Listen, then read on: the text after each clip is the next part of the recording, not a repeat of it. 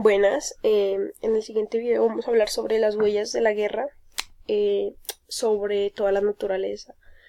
cómo estos conflictos terminaron de una u otra forma afectando la naturaleza como tal, y no solo la naturaleza, pues, la que conocemos como la vegetación, sino que actualmente sigue afectando a las generaciones venideras. ¿Y cuál es, digamos, el problema de que en pro de la seguridad nacional y en fortificación de las Fuerzas Armadas para realizar y proteger a la nación como tal, estamos causando un daño colateral, denominado por las Fuerzas Armadas como un daño colateral, y cómo no nos damos cuenta de que realmente si seguimos en esta industria y en esa economía de la guerra, vamos a terminar destruyendo nuestro propio hábitat. Resulta pertinente recalcar que las guerras más, por así decirlo, más trascendentales y que de pronto trajeron más problemas a la vegetación fueron la Primera Guerra Mundial y la Segunda. Pero hay que partir desde el enfrentamiento en Verdún, que es donde realmente se combina la guerra, pues, o sea, es el escenario específico donde se da la guerra industrializada. Entonces hay que marcar el punto como de partida de que estamos hablando de cuando se empezó a dejar la lucha cuerpo a cuerpo, como anteriormente se daba, sino realmente a utilizar armas, tanto químicas, de largo alcance, de nucleares, donde se empezó a utilizar los submarinos nucleares, donde se trabajó con uranio empobrecido también, que es como las armas más letales que ha tenido este tipo de guerras, y que realmente son las que causan más daño al medio ambiente, a la población como tal, tanto a la población que no se involucra en el conflicto y a la generación que ni siquiera estuvo dentro del conflicto, pero por residuos de estos agentes químicos en la actualidad está presentando muchos problemas, especialmente las malformaciones y a despertar células cancerígenas. Entonces, el punto clave de la discusión radica en el hecho de que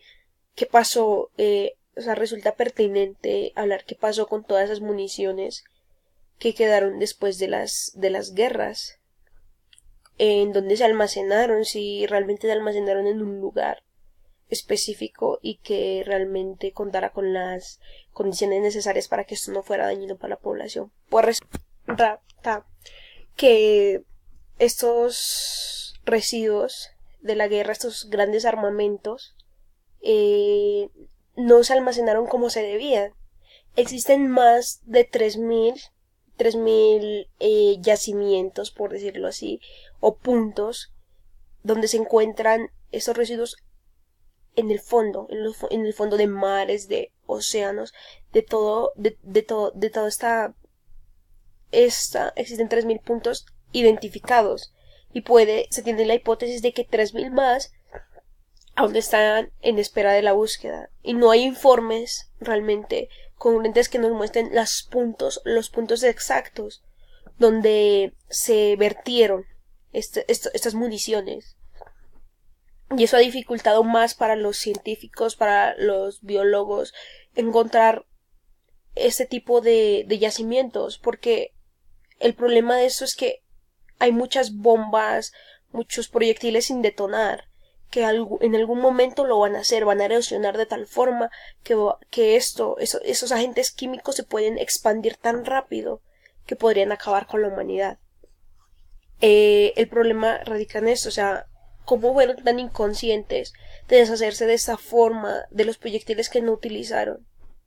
de los proyectiles obsoletos, y no fueron capaces de deshacerse de una forma adecuada, ignorando los problemas que en la actualidad nos puede traer dicho acontecimiento.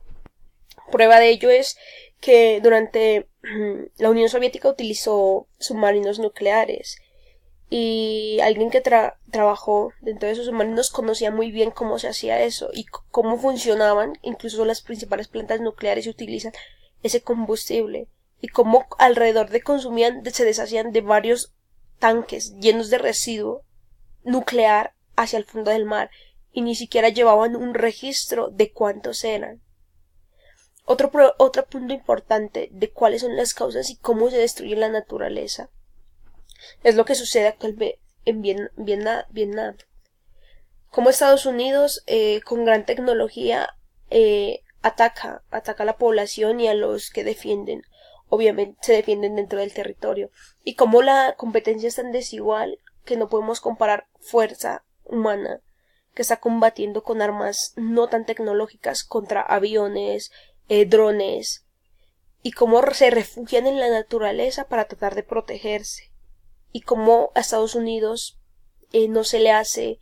ningún problema esparcir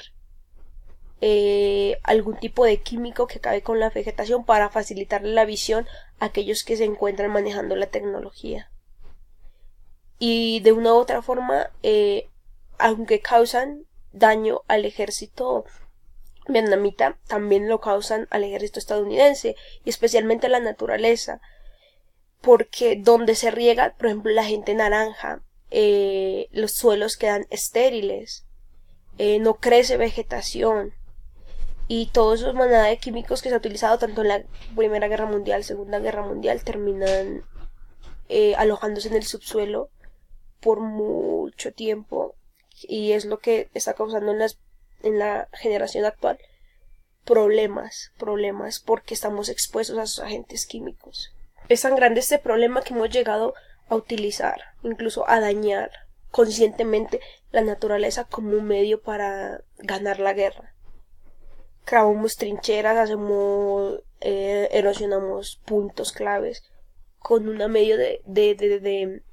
ganar la guerra, haciéndola pasar por un hecho colateral, siempre y cuando, porque obedece, primero está la seguridad nacional,